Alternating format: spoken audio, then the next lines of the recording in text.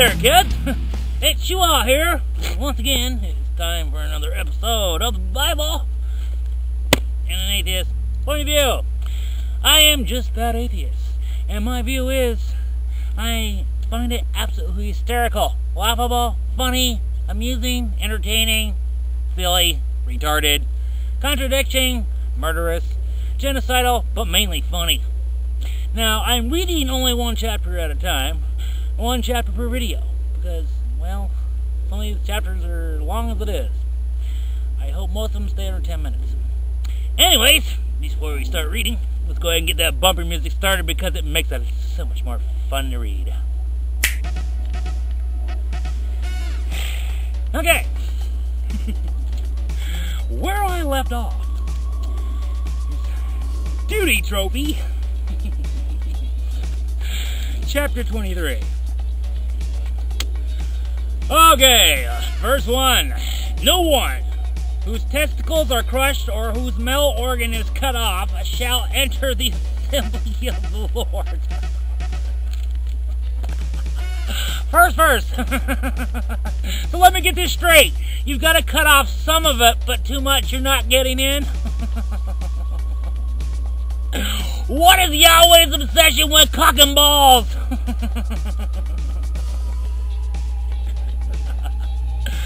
Verse 2.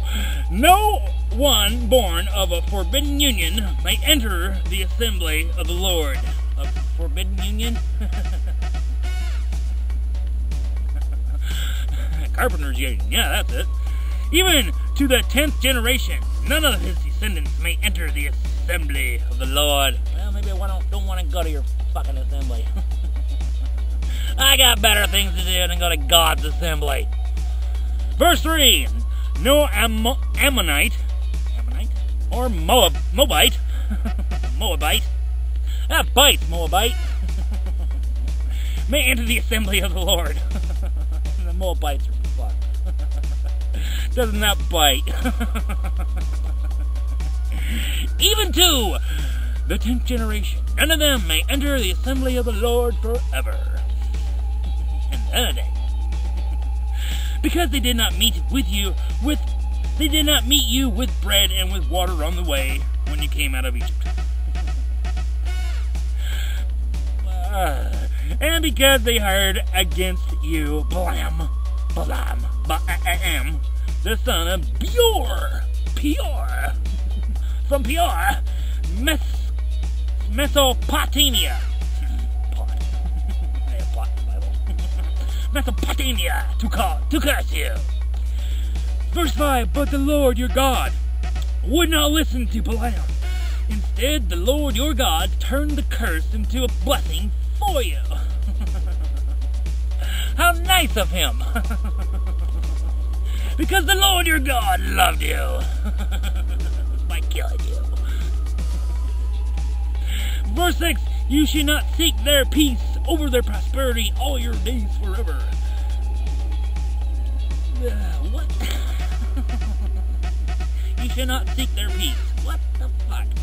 Verse 7. You shall not abhor an Edomite, for he is your brother. You shall not abhor or turn him into a whore. You shall not pimp him out. You shall not abhor an Egyptian, because you were a sojourner in his land. There we go. There's another masturbation joke. In his hand, cock and balls. Verse 8. Children born to them in the 3rd generation may enter the assembly of the Lord. 3rd time's the charm. Verse 9. But when you are encamped against your enemies, then you shall keep yourself from every evil thing. Every single one. Verse 10. If any man among you becomes unclean because of a nocturnal emission, what? You only fart at night. Then he shall go outside the camp. He shall not come inside the camp until he's done farting, because he's a gothy bastard. Verse 11. But when evening comes, he shall bathe himself in water and as the sun sets, he may come inside the camp.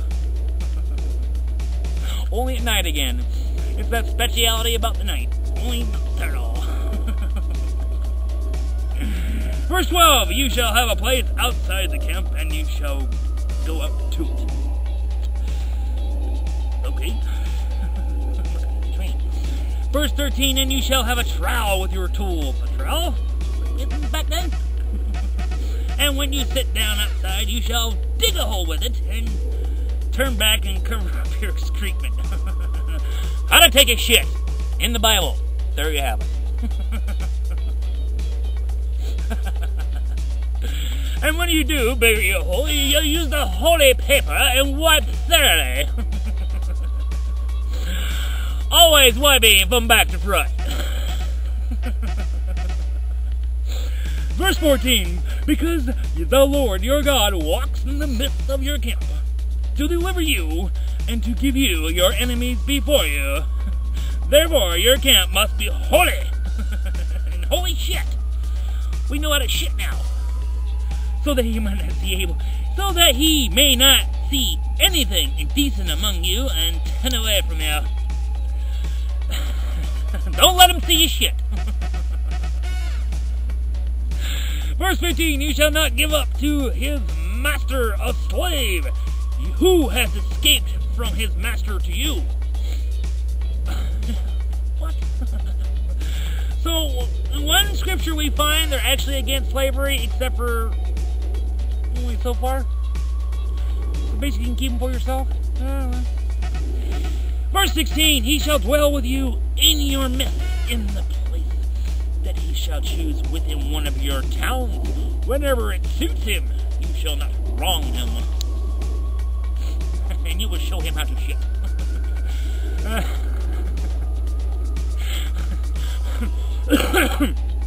Verse 17, none of the daughters of Israel shall be a cult prostitute. A cult prostitute, ain't that a joke? They're all cult prostitutes. And none of the sons of Israel shall be a cult prostitute. Cult prostitute.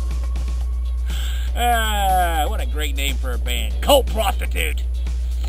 Verse 18, you shall not bring the fee of a prostitute or the wages of a dog into the house of the Lord your God. The wages of a dog? What the fuck? Of the house of the Lord your God in payment for any vow, for both of these are an abomination to the Lord your God. You cannot pay your tithing and pimp taxes. So you get to keep it.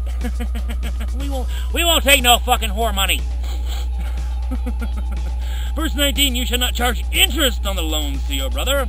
Interest on money, interest on food, interest on anything that is lent for interest, except for prostitution. Nope, that's interest free. High paying hoes.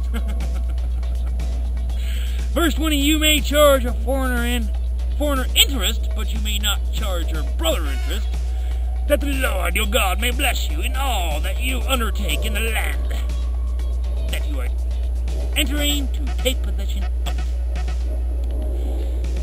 Verse 21, if you make a vow to the Lord your God, you shall not delay fulfilling it. For the Lord your God will surely require it of you, and you will be guilty of sin again! Always guilty of sin! Sin, sin, sin. It's a sin. Verse 23, you shall be careful to do what hath passed your lips. Oh, there we go, cock and balls reference again. For you have voluntarily vowed to the Lord your God what you have promised with your mouth.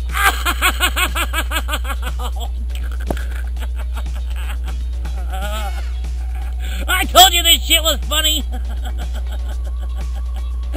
Verse 24, if you go into your neighbor's vineyard, you may eat your fill of grapes, as many as you wish, but you shall not put any in your bag. It's like a buffet. All you can eat, but you can't take anything with you.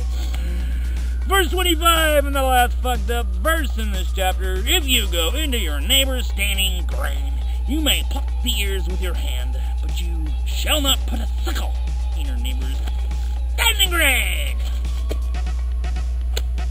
Well, kids, once again, this has been the Bible and an atheist point of view.